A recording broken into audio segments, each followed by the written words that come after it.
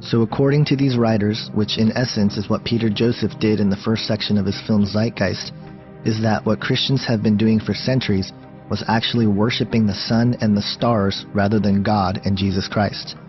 What's interesting to note is that a single verse in the Bible can explain that this is simply not the case.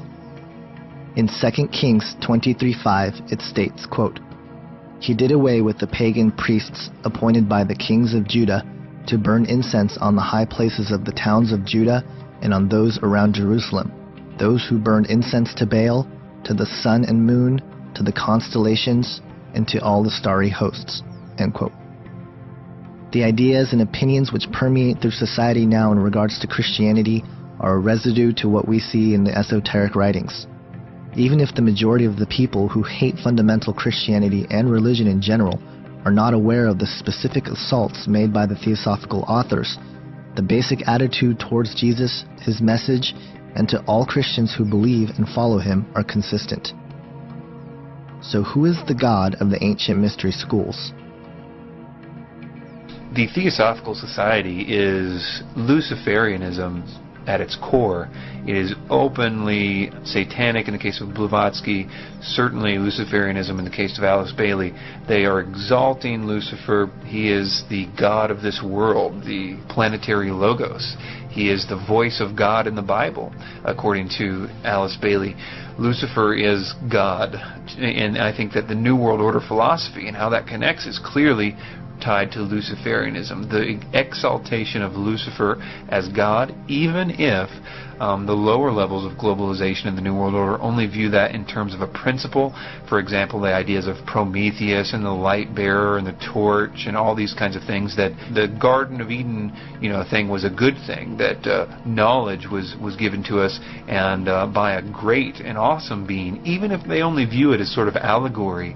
That idea is Luciferianism, the exaltation of Lucifer in the Bible as a good thing, even if they don't completely view him as God. So Luciferianism is the core of Theosophical philosophy, and it's also the core of the New World Order, which again makes perfect sense to the overall thesis here that what they're doing is building up a platform to worship him.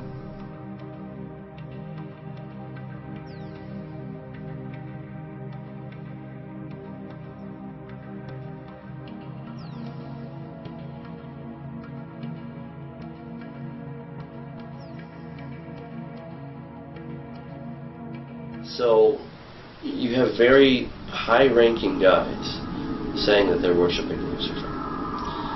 And it's not just, what we might think of as kind of simple Satanism, right, where they go and they sort of worship Satan. I mean, that's all bad, right? But it's not very classy, let's put it that way. Whereas these other guys, the Masons, they've had this secret society for a very long time. They're very focused. They're well-to-do. They've got a purpose, and they're very patient. They've been working on this for a long time. And of course, everybody at the lower levels doesn't really know what's going on. Right. It's only when you get to the 33rd levels do you begin to understand what's going on. And even then, I think even if you get to the 33rd level, you're still somewhat deceived because you think Satan is actually the good guy. Right. So even the guys that know everything, so to speak, are still in the dark because Satan hasn't told them his true intentions, which is he doesn't care for anybody except himself. Ever since man realized that through special and exclusive knowledge comes power and the ability to rule over others, the ancient mystery teachings and the members who have access to this knowledge have been working in secrecy, which yields power and authority over the masses who have no idea that they are born into a highly organized, systematic society being steered towards the fulfillment of their plan. Many have been blind victims helping continue the cycle of secrecy and deception while believing that they too were going to gain access to this knowledge. What is your problem? Just that, sir. Okay. I'm a Christian, sir. I'm pure and virtuous and wholesome and innocent. How can you say anything bad about me? Sir, you need to be born again. I am born again. Now, did you just say that you are Lucifer? I am Lucifer. Okay, define Lucifer for me. Pure, virtuous, wholesome, innocent individual that's out to help people. Lucifer is? Yeah. Say that again. Lucifer is a pure, holy, Virtuous. Now, is he the Lucifer that God created? That's the same one. Oh, man, this is great. I'm going to put this on the internet. Oh, Amen. God bless you, Amen. brother. Because that's exactly what the Shriners and Masons teach, is that Lucifer is light. Jesus said, many will say to me on that day, Lord, Lord, we did not do these good deeds in your name? And you'll say, away from me, you workers of iniquity. I never knew you. Jesus said it? In Matthew chapter 5. Mercy. No. That's hard to believe. So you're a Christian and you don't know that. Actually, No, I really am. you are. Because I'm pure and virtuous. You're pure and virtuous, okay, yeah. Mhm. In other words, you're perfect without Jesus, right? No. Okay, tell me about Jesus. Who is Jesus? But he's my leader. Is he the Son of God? Yes, he is. Is he the only worshipful master? Yes. Have you ever been called worshipful master? No, because I've just been too busy. I've been working. See, this is what a Mason confesses, is that Lucifer is light. Yale University is 300 years old this year, and were you to visit its campus, you would see that it still has exotic clubhouses, which look like tombs where Yale's legendary secret societies meet. Their prestige and importance have largely evaporated, but the rituals are still a secret. And so when we heard that some enterprising characters had managed to spy on the famous Skull and Bones Society, we couldn't resist. Here's ABC's Dan Harris. The videotape provides a grainy glimpse into what appear to be the initiation rituals of a secret society that's been around since 1832, whose members have gone on to be leaders of Wall Street and the White House, the Senate and the Supreme Court. They're sort of trying to scare the initiates, make them, disorient them, frighten them. New York Observer investigative reporter Ron Rosenbaum accompanied a team of Yale students who shot these pictures 9 days ago. Rosenbaum's curiosity about Skull and Bones was permanently piqued when, as a classmate of George W. Bush, he lived right next to the Tomb, the group's heavily fortified home. From their perch, Rosenbaum and his cohorts taped the Tomb's courtyard. What they captured, they say, was initiates, known as neophytes, being forced to kiss a skull, then members performing a mock killing.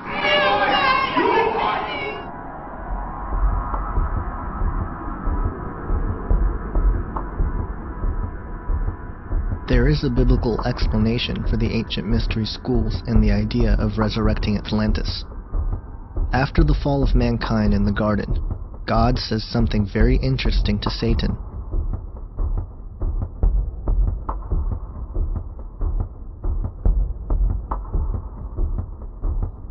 This is the first prophecy recorded in the Bible. Her seed pertains to the coming Messiah, who would free humanity from the bondage of sin, of which Satan deceived humanity into accepting. It is also foreshadowing the virgin birth, since women are not the ones who carry the seed. This coming Messiah would bruise thy head, meaning he would defeat Satan and his work. God also mentions thy seed and how he will only bruise thy heel. This is the seed of Satan. Thus the countermove for Satan became clear. Disrupt the human genetic pool so that the pure bloodline of man will not bring forth the Messiah to redeem mankind. This is the reason for the flood. We find the account of this attempt to disrupt the human genetic code in Genesis 6. It reads, quote, "When man began to multiply on the face of the land and daughters were born to them, the sons of God saw that the daughters of men were attractive, and they took as their wives any they chose. Then the Lord said, My spirit shall not abide in man forever, for he is flesh. His days shall be 120 years. The Nephilim were on the earth in those days, and also afterward, when the sons of God came into the daughters of men, and they bore children to them. These were the mighty men who were of old, the men of renown." End quote. The sons of God mentioned here in the Hebrew is pronounced B'nai Ha-Elohim. The Septuagint, which is the Greek translation of the original Hebrew text, translates it as angels of God. they are clearly describing fallen angels. We know this because the Bible confirms this in 2 Peter 2:4, where it states, quote, "For if God spared not the angels that sinned, but cast them down to hell, and delivered them into chains of darkness to be reserved unto judgment," end quote. And in Jude 1:6, where it states, quote, "And the angels which kept not their first estate, but left their own habitation, he hath reserved in everlasting chains under darkness unto the judgment of the great day," end quote. Programs like Ancient Aliens on the History Channel have attempted to describe these sons of God as being aliens from outer space. This is wishful thinking. The reality is that these fallen angels were rebels to God and not some race of aliens from a faraway galaxy. In fact, the whole idea that there might be an alien race from outer space is part of the New World Order deception. We will get back to the UFO and alien phenomenon a little bit later, but for now let's continue on with what the Bible says about these sons of God. What the passage portrays, and it's very difficult for many people to absorb this, it portrays fallen angels. These are not the good guys. Remember when Satan fell, a third of the angels fell with him. Not all of them, but a group of them, apparently, and we'll talk more about this in a minute, chose to try to create a hybrid race by I don't know the technology. I'm not going to get into that. But they apparently see, angels can't multiply. Angels are eternal. Reproduction is a process for mortals. But at the same time, Satan's got a problem. A third of the angels fell with him, so he's got a deficiency of 2 to 1 in any war that comes in, right? He's got to find a way to strengthen himself. This is just a conjecture that floats around. Now, the offspring of Nephilim, they're also called the Hagibarim, the mighty ones. And now, where the confusion starts to set in is when this Hebrew passage was translated into the Greek in the Septuagint, the word they used for the Nephilim was gigantes. It sounds like giants, and it turns out they were giants, but that's not what the word means. Gigantes comes from gigas, which means earthborn. So in the Hebrew, they're called the fallen ones. In the Greek, they're called the earthborn. The purpose of the flood was not just that there was sin in the land. There was, that's emphasized. But if sin brings the flood, we better get some life jackets. No, there's something far deeper going on. That's what I want to sensitize you for when you do your own study and come to your own conclusions. But I want you to recognize there's something much more profound that's a problem that God was solving, and that is that Satan's strategy was to contaminate the human race. Now that we know who these sons of God were, let's make the connection with the ancient mystery teachings. In order to do this, we must turn to a book which is referenced in the New Testament by Jesus, Peter, Paul, and Jude, but are not in the current Bible as we have today. It is also a book that the early church fathers considered inspired, and certainly the audience of the early Israelites were well versed in and familiar with. I am speaking about the book of Enoch. I believe it is important to look at a book like Enoch and enhance our understanding of the Bible. I am not ready to say that it is inspired canon, but if it is referenced by so many in the New Testament, I believe it is worth investigating. The modern-day Christian scholars have largely put the Book of Enoch aside. As such, the book has been used by people who promote the ancient alien idea and folks like Zachariah Stitchin to present their theories of Nibiru and the Anunnaki. But in fact, the biblical foundation is the best fit for the Book of Enoch. So let's look at what it says. The first thing which is very interesting about the Book of Enoch is found in the beginning of the text. It states, quote, "I heard everything from them, and I understood what I saw, not for this family, but for a remote generation, one that is to come," end quote. It is interesting to note that the remnants of several almost complete copies of the Book of Enoch in Aramaic were found among the Dead Sea Scrolls in the middle of the 20th century. Furthermore, it is somewhat eerie to think that Enoch states the book is meant for future generations in light of what Jesus said of what will be the time of his return when he stated, quote, "As the days of Noah were, so shall it be in the coming of the Son of Man."